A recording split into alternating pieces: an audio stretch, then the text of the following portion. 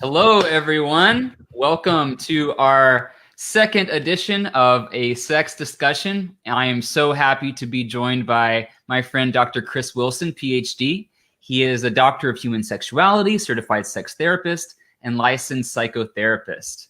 Chris, thank you so much for joining me today. Thanks for having me again. Absolutely, absolutely.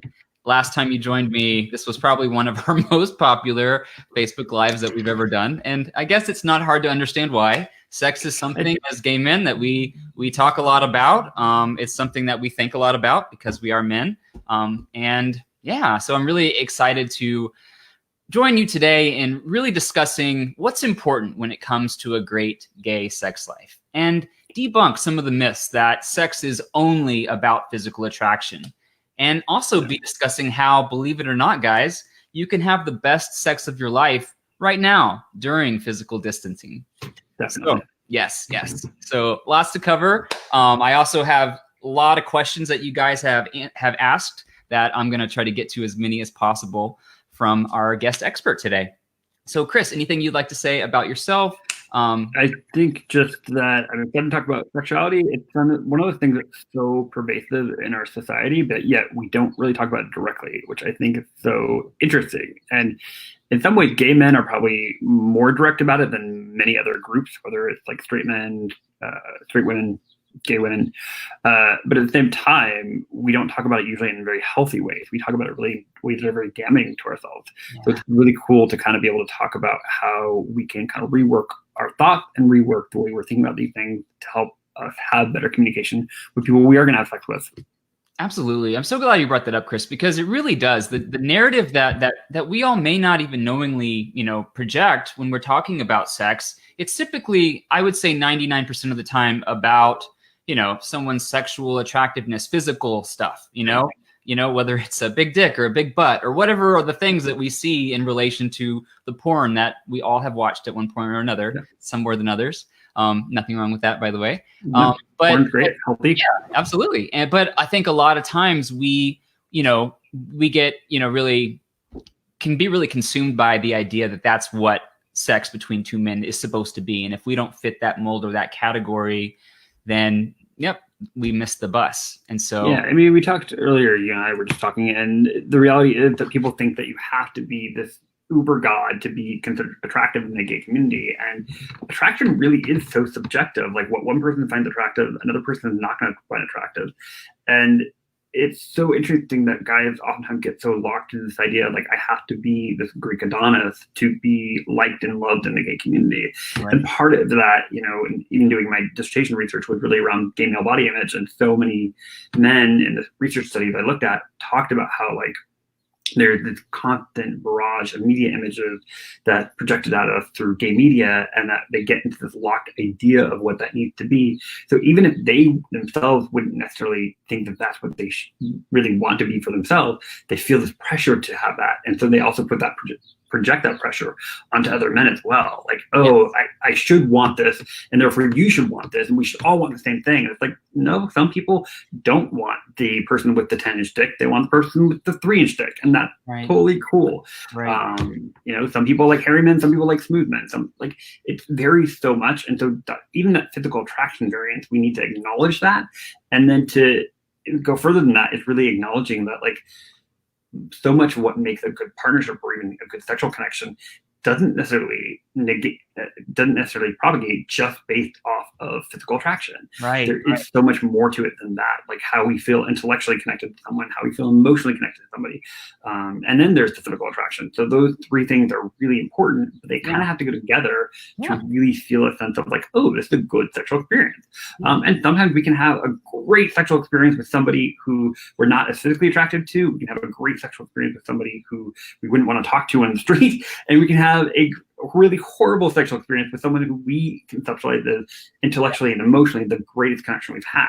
Right. All those things can right. Really. I'm so glad you brought that up. There's so many variables, but I believe that when we think about sex for the most part as a whole, generalizing, or when we're talking about sex, it's so unproportionally lopsided with the focus on the physical. It's because it's just what we're, what we see, and it's what we're just bombarded with. But yeah, and so much is there's just so much more to it. Just like you said, whether it's sexual performance, sexual attraction, sexual pleasure, all of those things, like there has to be so much more to it. And there is. I mean, there, you know, your thought process, your thinking, your belief system has so much to do with all aspects of sex. And I think the belief system can be one of the biggest causes of self-sabotaging behavior when it does come to sex. Because just like you were saying, Chris, like we project what we desire, what we believe, as what everybody else wants. And so I work with a lot of gay men who are, you know, in their 50s, 60s, and, you know, and they have this idea that they've kind of missed the bus. A lot of them, not all, tend to be attracted to younger guys. So they think, well, I wouldn't want to fuck myself, so nobody wants to fuck me.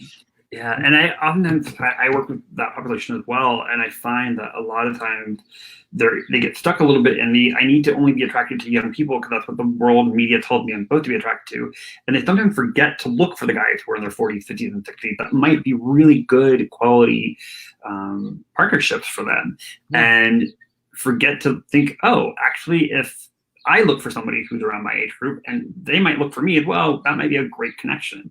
And there's nothing wrong with when someone gets in a partnership with someone who's got 10, 15, 20, 30 years age gap. That can work just fine and be a beautiful connection, but it can also sometimes end up being detrimental because you're in different stations of life.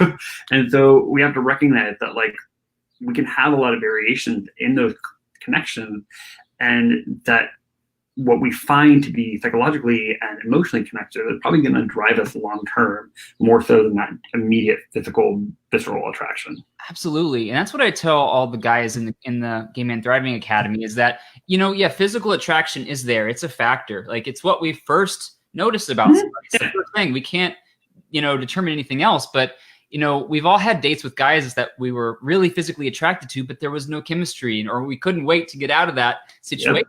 And, you know, it's the energy, it's the chemistry that makes people want to continue to be around you. We, you know, really, and that chemistry can look like a lot of different things. It can look like a psychological, like, oh my gosh, I'm so excited to talk about this to this person about XYZ topic, or I'm so excited to like see them again at the end of the day and just get like a hug from them, and I'm so excited to just talk about my day. Like, that level of attraction is one level of attraction, and then there's the level of like just, ooh, I really want to see you naked. Those two things are different, and they sometimes coincide, but they sometimes don't. And what we do know, just from a scientific standpoint, that for men, as we age, those physical cues, they need to look a certain way, this beauty standard, tends to wane over time, and we start finding ourselves being more psychologically aroused, intellectually aroused, emotionally aroused. And those things actually are bigger drivers for us as we get into our 40s, our 50s, our 60s. For some men, even as early in our 30s.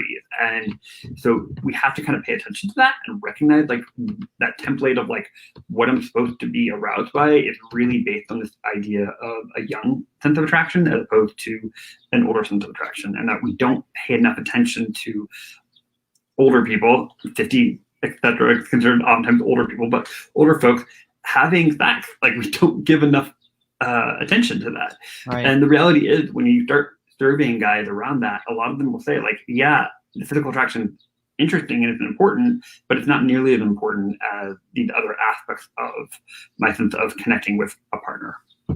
Absolutely. Absolutely. We can be so limited by our judgments of what we think we're supposed to be attracted to, because that's what we see as presented as what everyone's supposed to be attracted to. And it's just so distorted because, there's so much more to sexual attraction than just the physical. And that's where I think a lot of the guys that think I have to date someone younger, you know, is based on like the judgments that they want to be seen with. They want to, you know, somebody to see them with someone younger. And there's just so many different factors. But I know before we were, you know, before we went live, we were talking a lot about, you know, the differences in, you know, physiological sexual desire versus physical arousal. And I'd like to explore that. I know we're already talking about it some, but from like, you know, from a physical versus energetic standpoint, I'd like to. So like physical arousal is literally just your body's physical sense of, oh, I'm excited right now. Ultimately, when we get down to the really nuts and bolts of it, when we talk about physical arousal for men, or I should say people with penises, the reality is that is literally just the body putting blood into the penis and keeping it there. Yeah. And I mean, there are other things. Our lips get flushed, our nipples get engorged. Like there are other aspects, but when we talk about like from a functional standpoint, and the reality is sometimes we can be extremely psychologically aroused. We can be extremely emotionally aroused, and our body doesn't go into a physical arousal state. And it's really important to recognize that those two things are not always connected, and that sometimes it takes a lot more effort on the part of either the person who's just having their own solo session or having a session with a partner to get physically aroused. And like it might mean that instead of starting with an immediate erection, like you might have done when you were 15, 16, you might actually have to work to get the erection, meaning you might have to masturbate yourself, or your significant other might masturbate you, or they might give you oral sex to the point from where you go from soft to an erect state. And also recognize that like the visual cue that you used to be reliant on as the indicator for wanting to be aroused or having a sense of arousal might not necessarily be there or be as important anymore. And it might be more that like you get emotionally connected with somebody, and that's the point in which you're like, oh, actually I can have sex with this person. My body's responding to it. We were also talking a lot about like the psychological aspect of anxiety and how anxiety so often trumps physical arousal. And I think I said to you right before we jumped on, like our cognitive process in some ways actually trumps our physiological to some extent, not entirely. But the reality is that like if we are in a state of constant rumination around like either being able to get an erection, keep an erection, be able to penetrate a partner, these things are going to get in our way of like being able to get an erection or be able to have an orgasm. And until we learn to kind of calm down that anxiety process, we're probably going to continue into a rumination process over and over again that's going to stop us from being able to get the erection that we want.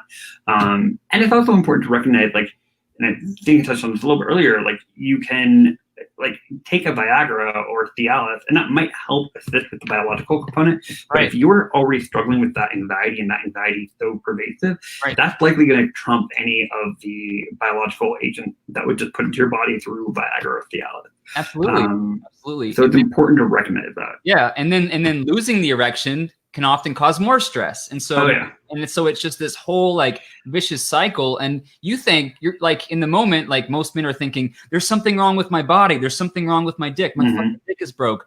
But you having those thoughts, those panic thoughts, that's what's actually behind it. And I think that's where a lot of the the problem comes from. And so many guys think, my body's broken, my dick is broken. But in reality, it's the thought process. I mean, I've talked about this last time, but I mean, we have a client who just turned 75. He thought that, that part of his life was over. He was taking, pills for support with erection quality, and actually started doing some work on himself as far in the coaching academy, actually, to, really build his confidence, really build his self-esteem, to know he has value and worth much beyond what's on the outside. And started waking up with boners, started having and today has no need for Cialis or Viagra because everything is working properly, because his mental state isn't causing stress, isn't causing that negative self-talk that can absolutely be a boner killer. Yeah. And I don't want the viewers to take away that like there aren't biological things that sometimes just get in the way. Of course there are. Like there are some people who they have erectile difficulties and it truly is just a biological issue. Like they have low testosterone, the pituitary gland not working correctly. Like there are a lot of different variables there that can, like they're on a antidepressant, which is throwing things off. Like there are definitely things that can be a biological component. Yes. But most oftentimes it is a biological, psychological combination. It's usually not just biological. And even when it is biopsycho combined, a lot of times it's more on the psychological aspect of things than it is the bio aspect of things. Even just having like sometimes we've seen in one study, they looked at like the correlation of men going on a testosterone treatment and how that impacted their depression and how that impacted their erectile ability. So like what they noted is that like, oh, when you start taking testosterone, you feel better about yourself. You start feeling that sense of confidence. You start feeling that sense of your mood's elevated better. That's going to promote better erectile functioning. And it might be partially connected to the testosterone because that's hormone. Yeah. But it's also psychologically connected to the fact that we have a general sense of well-being that's heightened. And that makes us feel like, oh, yay, I can actually get erections. I can feel like I can perform. I have increased confidence. And so much, unfortunately, so much of our confidence system for men oftentimes is about their penis, whether it's the size factor or the look factor or the ability to get an erection, maintain an erection, etc. I think there was somebody who had asked on the messages when you posted the announcement video, like about like losing their erection as they're about to penetrate a partner, and like that could be a lot of things. That could be a like psychological block of like, ooh, am I even going to like this? It could be a psychological block. Am I going to be good at sex? Is this partner going to appreciate this experience? Am I going to be big enough? Am I going to be too big? Like those kind of things can be all psychological driven factors that will decrease erectile functioning and decrease our sense of sex. And I think it's really important to kind of recognize like, just because you lose an erection, like the sex doesn't have to stop. Like sex can be so much more expansive than just penis, anus, or if we're talking about heterosexual folks, penis, vagina. Like it's so important to recognize like there's so much more to sex than just intercourse. And one study I read like one point indicated like the vast majority of men who are in long-term partnerships aren't engaging in anal intercourse very often. The reality is that, let's be real, it takes more time, it's more prep work. A lot of times it's like, okay, if I can masturbate with you or I can engage in frottage, like, you know, old school heavy petting, like grinding your pelvis together, rubbing genitals together, like that's going to be enough for me. I don't need to go into penetrative sex. And in fact, there's an entire grouping of populations, what Joe Port, who's another psychologist, has coined sides. These are people who simply don't like engaging in anal sex at all. And I think a lot of men don't even recognize like there's a term for this, let alone that they can identify this and that they don't have to engage in anal sex if they don't want to, and they don't have to assume that everybody wants to engage in anal sex. We so oftentimes see when people are on the apps and things like that, or back in the day when you were on gay.com, like 20 years ago, like that, you know, top bottom is like one of the first things people like look towards in a profile. Like size is not even an option, or I don't enjoy anal sex isn't an option. Like unless you put it in your profile information. Like so people get locked into this idea that anal sex is so important. And it's like, no, you can actually enjoy a really fulfilling sex life that has absolutely nothing to do with anal intercourse. Right. And one thing I want, you know, everybody watching to take away is that, gay sex is not just like one certain way in one little box. There's so many variations of what, you know, can be, you know, sexual intercourse for you. And boners aren't required. You know, anal penetration is not required. There's so many different things that you can do and experience and explore. I want to back up a bit and talk about something that I think is really interesting and also that I really want to highlight, which is I believe you call them emotional or physiological blocks. I think you said emotional blocks. Psychological or emotional blocks. Psychological or emotional, And in just the work I do, we call them energy blocks, basically. But it's the same thing. It's your thought process. And just like you were saying, like I think a lot of guys self-sabotage in major ways because they're afraid that because they don't like what they see in the mirror naked, whether it's their dick size or their body type, you know, and they're comparing themselves to how they were in their teens or 20s, and they think they're supposed to be like that still, and that because they, you know, have these negative views of themselves, they don't want, you know, to let things progress to a sexual place. So I see very often, you know, gay men self-sabotaging because they don't want to experience what they believe will be shame or judgment or embarrassment, you know, when somebody does see them naked. And also that whole thought process has such a factor when it comes to sexual performance, sexual pleasure, sexual arousal, because just like you said, you know, there's a lot of different factors, but just like you said, you know, our thought process really does override biology a lot of the time. And when we have these negative beliefs about ourselves, I mean, we're really sabotaging the potential of that level of intimacy. And I'd like to ask you, Chris, what would you say are some of the biggest ways gay men self-sabotage when it comes to sex and intimacy, even love? Yeah, I think one, just focusing on that physical attraction piece is a huge part of it. I think if we stop and actually think like, oh, what else attracts me about this person, we would probably actually find ourselves finding a lot of other variables in there. Like scent is a huge thing for a lot of people, like whether that's a clean scent or a musky scent, like that can be a variable that's really important. I think gay men oftentimes get into this idea of, you know, if I'm looking for a long-term partner, I should put everything out there. So I'm open to sex buddies, I'm open to friendships, I'm open to a long-term partner. Like if you're really looking for a long-term partner, put that out there. Really kind of focus on what you're actually wanting rather than trying to like do the entire buffet. Right. Focus on the one dish that you really want. In terms of other things that self-sabotage, I think the negative self-talk is such a huge thing in general. Like, in fact, there was one study I read where it talked about how like gay men just talk so negatively about their own bodies, and like men in general don't, like men in general in the sense of straight men in general don't do that in general. Like I think we're seeing more and more of it. There's more and more articles that are showing that straight men are talking negatively about their body in ways that they've never done before and are more body critical. Right. But I think that piece of it is so important in the sense of like, oh, well, if I'm not like Chris Hemsworth, for instance, no one's going to find me attractive. Right. And I think we're also working against like a media piece of it all too, which is that we start sabotaging ourselves by like saying, oh, well, I need to fit to this media standard that's out there that says, whether that's porn or The Advocate or DNA magazine or whatever. I know magazines are starting to get outdated, but any of those things, Andrew Christian advertisement. Right. Like, and the reality is, like, if we are constantly viewing ourselves through that lens, the vast majority of people don't have those kind of bodies. Right. It's going to be really next to impossible to kind of like think that you can be aroused by somebody who doesn't fit that template. Right. Or that you will be arousing to somebody that doesn't fit that template. Right. So I think if we continue to have that negative narrative, that's going to be a huge self-sabotaging. It's all rooted in that comparing ourselves to other people, comparing ourselves to what we were in our 20s and what our boners were like in our 20s or teens. I was a walking erection when I was a teenager. I could never put it away or stop playing with it. But things are different now. But I one of our coaching academy students, Ross, just commented, I'd love to see what you think. It's really completely what we're talking about. Just that sounds like my problem. I hate the way I look. I can't shut my mind off when I'm with someone. No erection, complete embarrassment. What would you say to Ross? I think part of it is going to be for us is really recognizing, like, if someone's chosen to be with you, it's because they find you attractive in some way, and whether that's physical, psychological, emotional, whatever the attraction is, they're coming with you. Pun intended there. Because they want to, because they enjoy you and they want to have sex with you in some respect.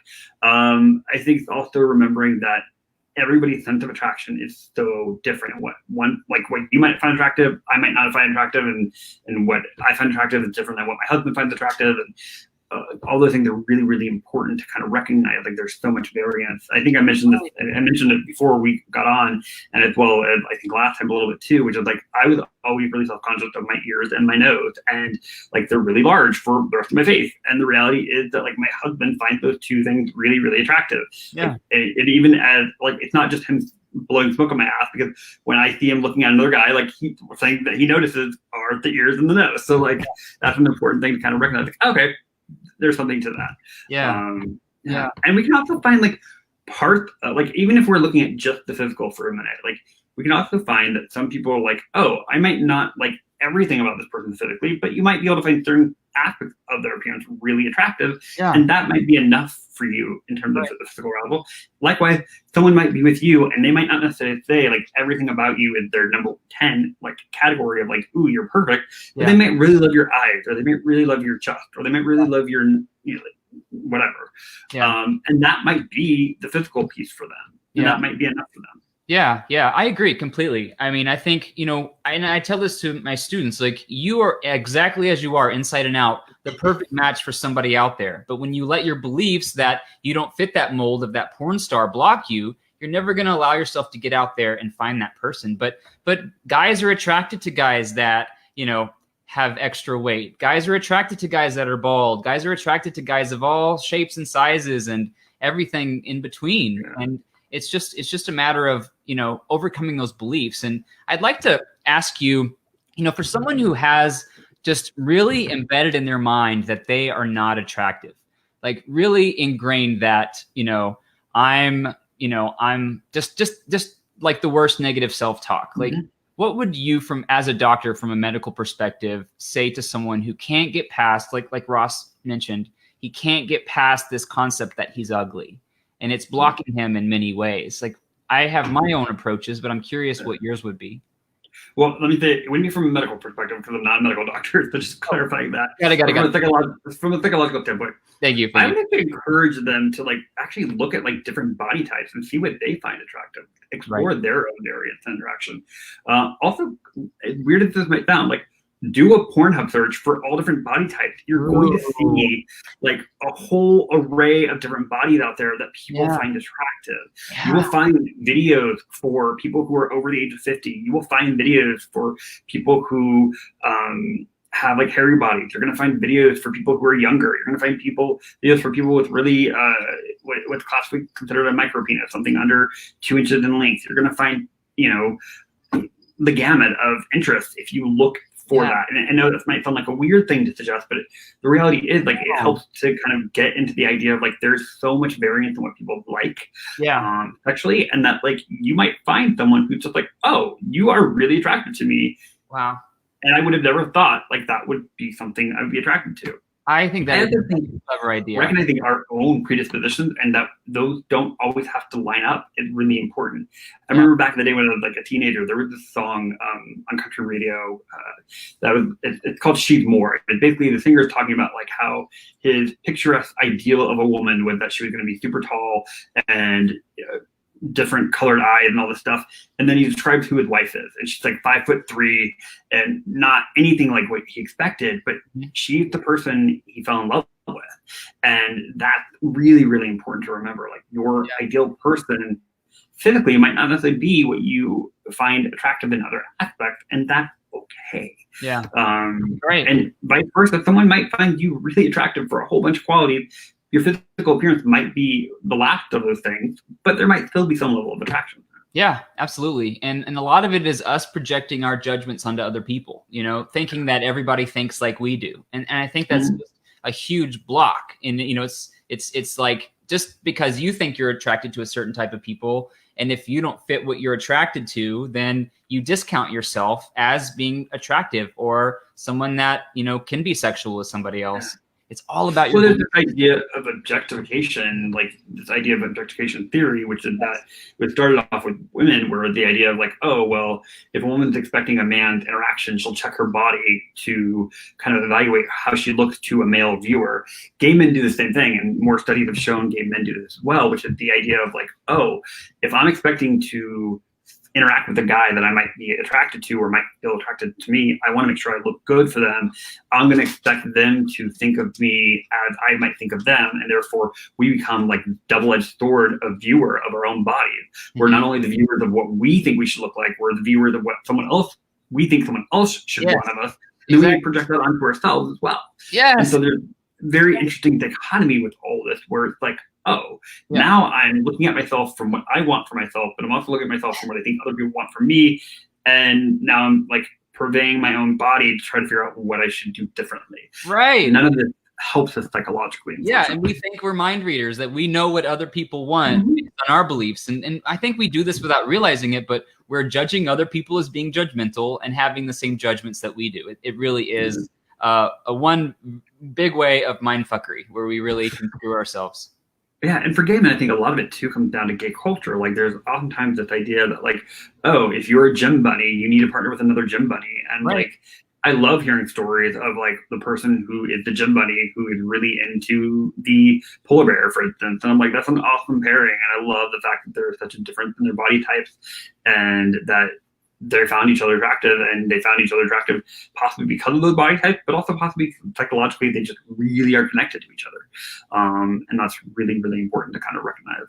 Absolutely. Yeah. Like, we're not limited to, you know, what we believe, you know, is our one type. And in fact, if we feel like, you know, the person that you're searching for as a sexual partner has to fit a certain shell, like you're really limiting yourself for what's possible, and you're not allowing yourself to actually know what it's like to spend time with someone and feel that deep connection. Because as we started out talking about, you know, to enjoy sex, there's so much more than what's on the outside, dick size or what their body looks like. So much more to a connection than just what's on the outside. And same goes for relationships. It's so important to have that spark. And that's why I had someone in one of our programs ask, so he gave the example that he went on this date with this guy, just felt like such a great connection, felt, just they got along so well. He was really physically attracted to him. They had sex, and then the sex wasn't great. He's like, well, shouldn't I feel that spark?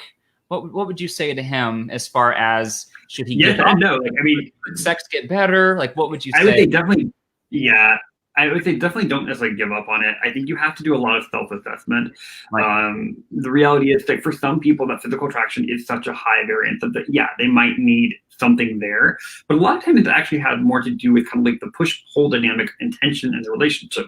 Who's pursuing who initiated, who put some sort of validation on like the positive experience. Those things can be so important into all of this, that part of it, that communication, that psychological connection is so important in terms of like what makes things work well.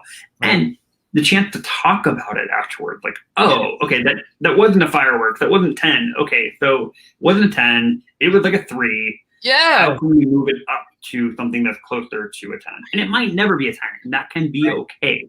Right. Like recognizing like you may have had sex with people that was way better than the sex that you were ever going to have with your partner. Yeah. But it doesn't mean you are going to necessarily have bad sex with your partner. It just means that you happen to have a better sexual connection with somebody else. But you may not ever wanted to talk to that person ever again, or ever wish that they would be part of your family, or any of those things that are part of partnerships. Yeah.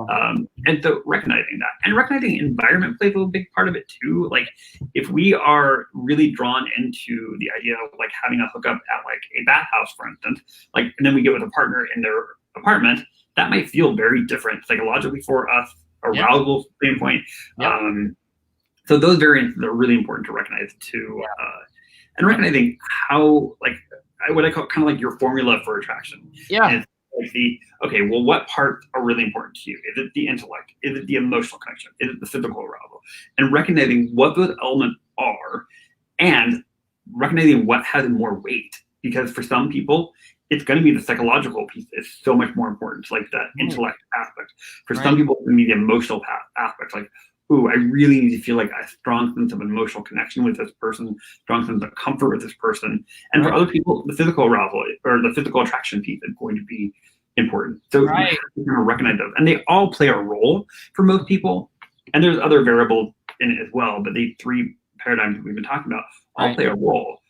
It really is a matter of like, what is the most important piece, what's the secondary, and what's the tertiary thing for you personally, and trying to figure out that piece of it for yourself to know what's going to possibly make things work best for you. I remember working with a couple a while back, and they were talking about how, as I was working with one of the partners one-on-one, we really became clear that one of the reasons that the sex life wasn't working for the couple is that they really, really wanted spontaneity, and the other person in the relationship wasn't into spontaneity. And so we had to kind of explore how can they find a way in the middle to make that work for them. Right. I just want to make a shout out real quick, just for those watching, because we talked about a lot. Guys, it's so much more than dick size. There's so many different factors. So we've got to like beat it out of our brains that it's all about dick size and boners and erection quality. There's so many more factors.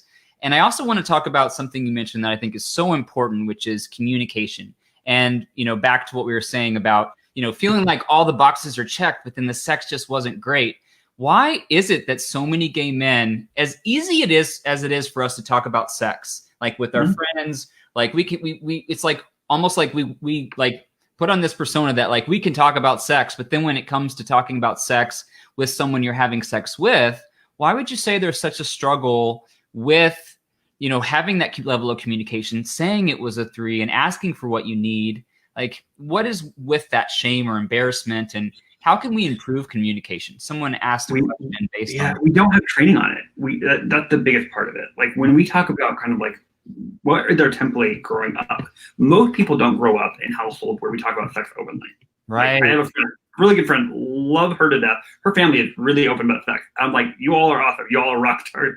But most people don't grow up. Right. Most people are like, to talk about sex at all, it's more like, you shouldn't have sex until you're married. You shouldn't have sex until you are ready to have procreate. Well, if we're gay and we're looking at biological procreation, that's not going to happen.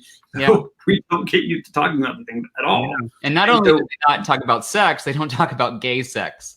Yeah, exactly. And on top of that, we don't talk about how to communicate with your partner around sex. Even I see this in gay couples, straight couples, lesbian couples, like I see it all across the board. No one wants to talk to their significant other about the sex that they're having. Right. that want to use the idea of organic or natural, like it should just happen. Yeah. Nothing else in our life just happens, but Right. somehow we think sex is supposed to automatically just happen. Yeah. No, sex takes work. Relationships take work. Yeah. If the guys watching can hear anything from me, it's like relationships take work, sex takes work, and making them last longer and work effectively is the work you're doing. Absolutely. None of this comes easy.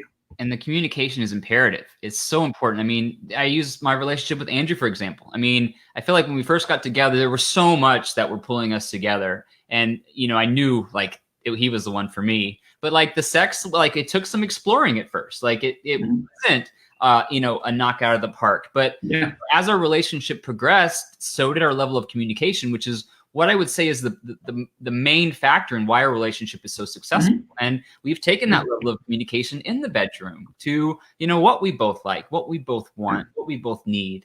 You know, someone mentioned, I can't see his name, but that it can be hard to tell your partner that you want more. I found that I didn't want to hurt him asking to be more passionate. Any tips?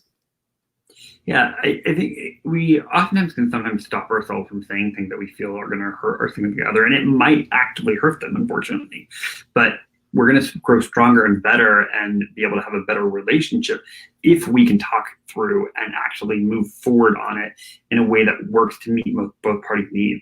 And it might be that one person is really into like BDSM, for instance, the other person has absolutely no interest. So then you have to explore like, okay, what are ways to get that BDSM need met? That's not going to happen in this partnership because it might just never work. So it might mean that you rely more on porn for that BDSM aspect. If you're a non-monogamous couple, you might decide to utilize the non-monogamy aspect of it and have a BDSM partner that just for that. You might find ways to incorporate it in ways that aren't actively doing BDSM work, but maybe you read erotica to each other, and that might be something that your partner is willing to do. It's thinking outside the box of like, oh, this is my life, this is your life. We can't find any compromise. Like sometimes we can, sometimes there are other solutions, creative solutions, and sometimes it's a matter of like, okay, I'm not going to get that need met from this partner, but I've had some really good exploration with the other people I've been with, and I can be okay with that. Yeah, absolutely. That's great advice. Just, you know, we can't predict how people are going to react to anything we say or do. We never know. So, but withholding it, you know, and judging that they're not going to be able to take it, that's a limiting belief. And it can create, you know, when you bottle that up and you're not expressing it and years go by, I mean, it's a missed opportunity, and it can also just drive a wedge in a relationship that could have been talked about. I so oftentimes hear people say, well, I didn't want to say something because I didn't want to hurt you. And the other partner says, yeah, thank you for like being considerate of not wanting to hurt me, but you hurt me almost by not saying it because I didn't know. Right. I didn't know you were needing this. I would have loved to have been given this to you if I could have. Yes. And that's a huge factor for a lot of couples. I think when we enter relationships, we do it with the best of intention of like wanting to be connected with somebody. And oftentimes that means we don't want to hurt them. But if we're not asking for things that we need in a relationship, we're not only going to hurt them because they're going to feel like we're omitting things from them, but we're also going to hurt ourselves and ultimately hurt our relationship. Absolutely. Thanks for sharing that, Chris. I'd like to talk about, I know we mentioned before we went live, discussing, you know, what we're experiencing right now. You know, we're in a state of uncertainty, of chaos with, you know, the lockdown. Some places are opening up, some places aren't, but it's going to be a while before things get back to normal. Yeah. And there's a lot, you know, going on right now and a lot of different perspectives. But I would argue that despite everything going on, now is a time where you absolutely still can have the best sex of your life during physical distancing. And I'm curious what your take on that would be.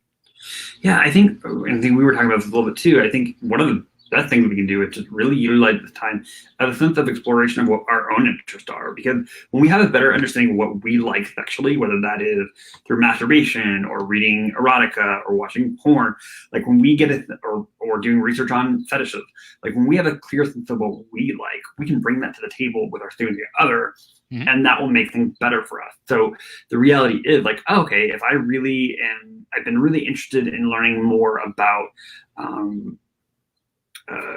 pegging, for instance, and usually we think about it like a heterosexual practice, like a heterosexual female and a male, but two men can do pegging as well. So like, you know, Can you So what pegging is? for those who don't know, is when typically a cisgender female will put a strap-on dildo on and use that on her male partner, presumed cis partner. Not always cisgender people, not always heterosexual people, but that's the general idea. But gay men can participate in pegging too. You can utilize a strap-on and use that on your partner, and sometimes that might actually work for people who are experiencing erectile difficulties, for instance. Right. Like if the one partner is typically a top and the other partner is a bottom, and the person who's at the bottom really wants to be fucked and the other person can't because they're just not having good erectile quality, they can use a strap-on in place of that. Or there's actually a particular type of strap-on where you can actually put your penis into the actual dildo as well. So that can actually be kind of self-empowering a little bit as well. And so that's another way of kind of exploring kind of like and creating a better sex life in a relationship. Like it's problem solving ultimately. What about and when we're I was actually supposed to say that. So also, like when we are kind of quarantined and we're locked away, being able to use virtual technology is a really important variable. So like whether that is we use like a cam program like Skype, or we use or we do video messages. I know there's a great app called Marco Polo that you can like send like cool little video message to, but you can also send a sexy message to a significant other that way. You can use things like Chatterbait and things like that, where you're virtually platforming with random people coming through. And the other really, really cool thing that's kind of continuing to develop and get better with time are apps that you can control remotely. So like you can have a dildo that your significant other has their phone, and they can control everything on their phone, and you can get off with your partner while they're controlling that. And there's actually some really cool VR technology where like you can actually have essentially virtual sex using toys, and that can be done in a way that is really, really fun. Some of the VR technology works regardless of distance, and some of it has like limitations on it, but that's another great way of adding a little spice to it. And utilizing this to kind of go back to old school times too, if you're like stuck away from your significant other, like some people, their significant other lives hundreds of miles away. Like you can sometimes do this as more like, okay, we're gonna send sexy little messages to each other, like via email or written letters or sexy little pictures. Like go back old school a little bit. Can be a really kind of useful tool to kind of increase our sexual engagement with a significant other. I love that. Yeah, it's a time where we can get creative. We can explore outside the box, but we can view anything as a limitation or an opportunity. And this is an opportunity to just try new things, to get creative. I love how you said, really tune in with yourself, explore maybe what you might desire that you haven't really tapped into. And just really be able to explore that. So thank you. And as we were talking about before, like guys get so locked into their like idea of like the penis is the center of my world. Like you let this time to figure out what other parts of your body are like erogenous zones to you. You might find like, oh, hey, I didn't know that if I touch a feather onto my neck, all of a sudden I'm like on pins and needles, and this is amazing. So I think kind of recognizing that as well and trying to explore that, I think could be really useful during this time. Yeah. Someone just commented, a lot of guys are wondering, how do I even find a guy to put into practice all of this? So it's a little bit more challenging, admittedly, when we're looking at times like this in COVID. I think obviously there are the apps, things like Scruff, Grindr, etc. There are definitely message boards out there for those who don't know. Like there are message boards that you can go on to look for folks. There are subgroups in Reddit. There are groups through Facebook, etc. Yeah, Facebook's a great option. Meetups are a great option. You can use like the Meetup app to like message people. So like if you really interested in hiking, you might find that hiking group. Maybe you hike right now, but you can message with somebody and like converse with them and figure out like ways and plans that you might want to do once COVID kind of reduces down. So I think that's definitely ways to kind of explore it. Yeah, lots of opportunities. Absolutely. Yeah, and I know you have to run in about 15 minutes. So I know you guys typed hordes of questions that you want Dr. Chris to answer. So I'm going to ask him a few. And of course, there were many questions about, how do I get it more often? We'll just skip that one. But a lot of questions about how to improve your sex drive and erection quality. Before sex, like right before, I heard a lot of guys mentioning that I can get a great boner, but then right before I stick it in or put it in whatever, or do whatever with it, I lose it immediately. Or during sex, erection quality. I'm curious how you would address that. Couple things. I mean, first off, I would like when anyone ever comes in with erectile difficulty, I almost always encourage them to get a complete workup, meaning like go to your primary care doctor or an endocrinologist, make sure your testosterone levels are normative, make sure your blood functioning and blood panels are normative, your vitamin levels are normative. Because if those things are out of whack, that could be part of it, you know. Yeah. Sometimes and the unfortunate thing is sometimes you will have someone who have testosterone level that falls within the normative range, but it's at the lower end of normative, and that's still going to end up negatively impacting someone's ability to get erection. But testosterone is not the only thing. It's just one variable. Things such as like vitamin D are a variable as well. And so we have to recognize all those things. What we really have to get into, if we're already starting to have, like if we have an erection and we are about to start penetration and we haven't started it and we lose our erection, it's kind of figuring out like, okay, well, what about this moment is really causing me a level of psychological distress, which is probably losing the erectile functioning. And that might mean that we're worried about penis size. It might be that we're worried that we're not going to be a good top. It might be that we're worried about like anal sex and the messiness of it. Like these things can all be variables in it. So kind of assessing for yourself. If it is a matter of you started having anal sex, if you've already had the erection, start having anal sex, you start losing erection, look at kind of the positions you're doing, because that can actually be a variable. Our blood flow can fluctuate if we're in different positions. So like if you're in a certain position, you're not going to have as good of erectile functioning as you might if you're in a different position. And like, so I've had some clients who like, if they are trying to do like a traditional missionary, it doesn't work for them. But if they are sitting, like lying back and they're sitting on them, that actually works really well for them. And it has to do somewhat with our relaxed state of being, our own kind of stress around like what positions we're in, what kind of body awareness we're having. All these aspects. So it sounds like there's a lot of different possibilities. You know, one could be like a chemical, you know, physiological factor. But you mentioned before, like most of the time, like what is going to outweigh that would probably be some sort of thought process, some sort of belief system, some sort of mental block that's causing you to think, oh, he made a weird face. Oh, he's not liking it. Oh, it's not working anymore. Yeah, definitely. Like we can get into our head in the moment. I think some of the best sexual experiences are ones where we can have like playfulness and just relaxed aspect of it. And a lot of times we don't get that when we're having like a first time like casual encounter. But hopefully over time when we're with a significant other, the more we can add playfulness and relaxed aspect of kind of sexual engagement, that's actually going to usually promote relaxed sex. And sometimes it literally is.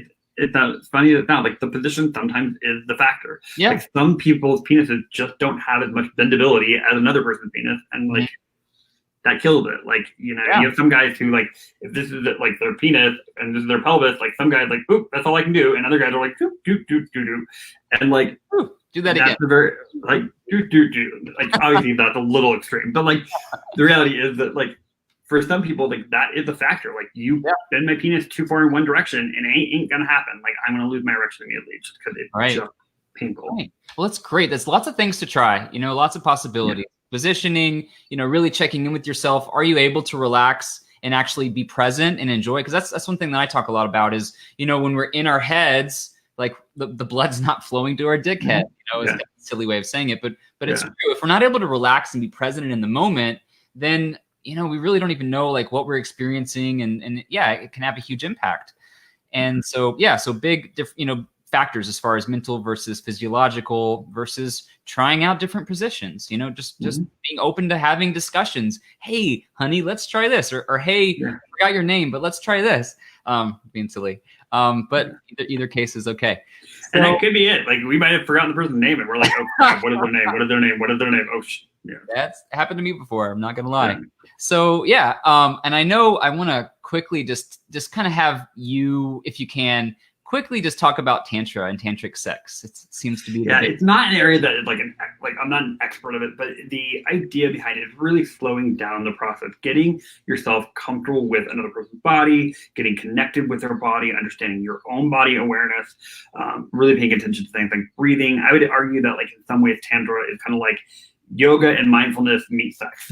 And so like that's kind of the basic framework of it. You can find people who are great practitioners of it. I know that for those who like Davey Wavy, he has his own like porn site, which is hemorrhosis primrosetv.com, I think, and they have like videos on actual tantric sex there. One of the people there that they're connected with does tantric videos and kind of explains what it is in more detail. So that's a great resource for people who really want to see an actual video of it as well.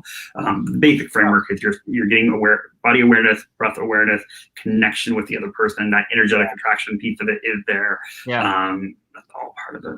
Cool. Thanks, Dr. Chris. And another really great question from Dominique asks, when it comes to sexual roles, top, bottom, verse, frauding, when one position seems more finite than simply preferred, is it something that's more physical or physiological or psychological? Physical or psychological? It can be both. So it can be that we are literally locked into the mindset like, oh, I am a top, that is my role. Or it could be a physical thing, meaning like, oh, I literally lose my erection every single time I try to top. I just don't really enjoy topping. From a physical standpoint, it doesn't do anything for me. And so both can definitely be true. It really depends. And I usually encourage folks to try both sides of things. Try topping, try bottoming, try side activity, see what works for you. Because some of it is psychological and some of it is physiological. And if you're really experiencing a really painful intercourse and at the bottom, like receptive partner, like recognize that you might actually have like a tight pelvic floor, and that can be a variable there. So like even if you don't enjoy bottoming, it shouldn't be excruciatingly painful. So like if you are experiencing that, it's quite likely that you have a tight pelvic floor that could be causing pain. Oh, thanks for answering. That was actually going to be my next question. If bottoming really hurts, how could someone get used to it? Is there any secrets to actually? Yeah, I think first off, it's paying attention to your own body awareness and recognizing, okay, am I really clenching up right now? Because if that's the case, then that might be the variable. But there are other things you can do. You can play with your own bottom yourself, whether that's using fingers, you can use dildo on yourself. A really good practice is actually working your way up to a size that's comparable to a partner. So like if you are in a long-term partnership, you start out with a really small butt plug, something really small, and you move to the next one, until you find one that's similar to your partner in size. A great option, like if you really want to get up to that point where you're working up to your significant other side, you can do a clone of Willy and like get a mold that's very similar to your partner's penis. And that will be a great way to work up, because unfortunately what happens oftentimes with the clone of Willy is your mold ends up being slightly smaller than your actual penis, because it's really hard to keep the erectile functioning going when your dick is in cold plaster mold. So for that reason, it tends to shrink down a little bit. So like that's a great way to kind of segue into like, oh, here's one that's like 90% of my significant other. So great, now I can actually get up to the actual significant other. What is that called again? Because it sounds like it's called a clone of Willy. Sounds like a great Christmas gift. Yeah. Or Hanukkah. And the other thing too is figuring out what lubes work for you. Like, so I actually am a big proponent of like silicone lube or hybrid-based lubes because they last longer. Water-based lubes tend to dry up pretty quick. Spit is a bad lube. For anyone who's using spit, stop using spit, invest in lube. It costs $10 to get a small bottle. It's not that big of an investment. And you're going to have a much better sexual experience that way. Yeah. And since we're on the topic of butt sex, which is a topic, I noticed there were a lot of questions about douching. Just wondering if you had any. Douching is a bad idea. You don't want to douche at all. Douches themselves, like actual chemical douches, are really bad for the body's natural flora. If you want to do anything, you can use a gentle saline, or you can use a water-based enema. Either one of those can be used. But in general, even with that, we're going to recommend that you do that very minimally and not a lot, because the reality is that does actually impact the rectum, and it can actually lead to bleeding if you're doing too much. Like it can be really dangerous over time if you're using it like every single day. Like obviously like once a week is not gonna be a problem, but like if you're doing it like 7 times in a week, you're probably gonna notice some irritation. You're probably gonna notice just them not so comfortable. Yeah. And any other tips for cleanliness? I think the big thing is just really making sure that you are cleaning your rectum relatively regularly when you shower. Like obviously use a washcloth and some soap. That can all be used on the external portions of your body. And don't be too vigorous when doing scrubbing, because you can actually like hurt yourself, but like do a nice little scrub. And that's really, and making sure you're eating vegetables and you're having good bowel movements. As gross and non-sexy as that is, the reality is that like that's a big part of it. If you are feeling constipated on a regular basis, you're not going to feel very good if you are having anal sex and being alone. Right. Got it. So yeah. So just overall cleanliness. Any inside cleaning needs to be done there. Yeah, you can do a little bit with a finger, or like a finger and a like a cotton cloth, or even just like tissue, or even like a baby wipe will all be fine. But again, you're not going to want to go super deep in there, and you're not going to want to have sharp nails. That's a bad idea. Ooh, So yeah, just be very kind of cautious with it. Yeah, one thing that I've learned is just a quick finger test before, like to see what's going to come on the dick. Yeah. If you're bugging. And recognize shit happens. The reality is it's anal sex. Like it's gonna happen. There's gonna be times when someone's gonna pull out and there's gonna be a little spotting. Yep. It's gonna happen. Yep. Absolutely. And it's just we're not all porn stars, and they have a lot of precautions before they hit record. Exactly. Yeah. Another question, really interesting, and I'm curious about this one. Does anything actually increase semen volume that you know of? There are a lot of myths around it. I've never read any actual research articles that say you eat XYZ and you're going to have more semen volume. The reality is some of it is genetic predisposition. Some of it is a little bit like how long has it been since you've last ejaculated. So those things are variables, but like there's not like a direct formula. Like take this vitamin or take this, and that's going to create it. Right. It's more like the amount of time it's been since you last ejaculated, and potentially some variables of food. Got it. That's good to know. There's no magic fruit or pill that can just make you come more. Okay, cool. Good to know. Yeah. And also basic practices besides condoms to keep STIs away. So basic practices, I mean, obviously condoms are the gold standard. Using PrEP is a great thing if you're trying to help reduce your risk of HIV. But other things you can do are increase your lubrication that you're using. That will help decrease chance of micro tears, limiting obviously the number of sexual partners you have. Again, and more. So if you have more lube, you're going to have less chances of having what's called micro tears, little tears in the rectum lining. Those little tears can lead to bleeding. That bleeding can lead to HIV transmission. So the chances of like getting HIV are going to be lessened. Again, not minimized, not completely gone, but like lessened if you are using more lubrication, because there's gonna be less friction there.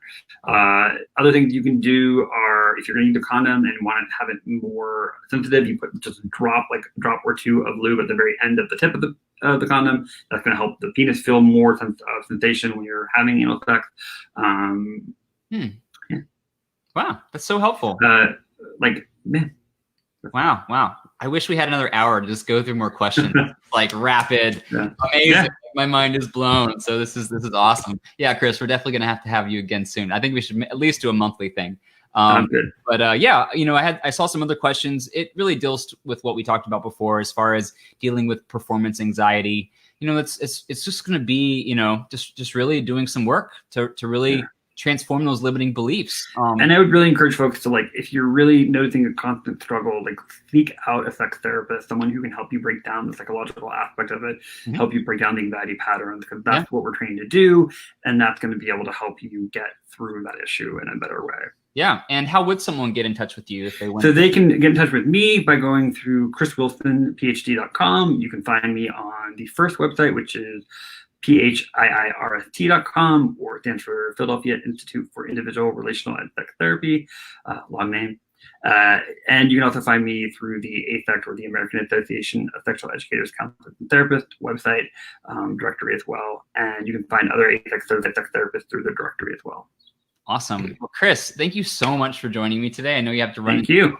But always a pleasure having you on. I just love picking your brain, and because it's like the work we do is very different, but there's a lot of commonalities as far as really helping people overcome mindset blocks and limiting beliefs, which is at the root of a lot of dysfunction. And I love that we have different strategies and techniques and tools to be able to help, gay men, who is particularly who I serve, be able to overcome these blocks. And guys, if you got anything out of this, I want you to know that the beliefs that you're telling yourself, the stories you're telling yourself about your body or your dick or your sexual performance abilities, erection qualities, if you're telling yourself it's not good enough, that's really going to be a big part in what you continue to attract, what you continue to, to find, because those can be very self-fulfilling prophecies. And I want to encourage you to think about stepping outside of the box, breaking out of that comfort zone, and reaching out to Chris or myself, you know, if you want to be able to overcome those barriers, because I've seen it done time and time again. And I know that, Chris, you've had amazing success with the work you do. So thank you so much, my brother, for being here. Always a joy. And yeah. Thank you for having me. Oh, absolutely. We'll definitely have you back again real soon. All right. Sounds good. Take care. Bye for now.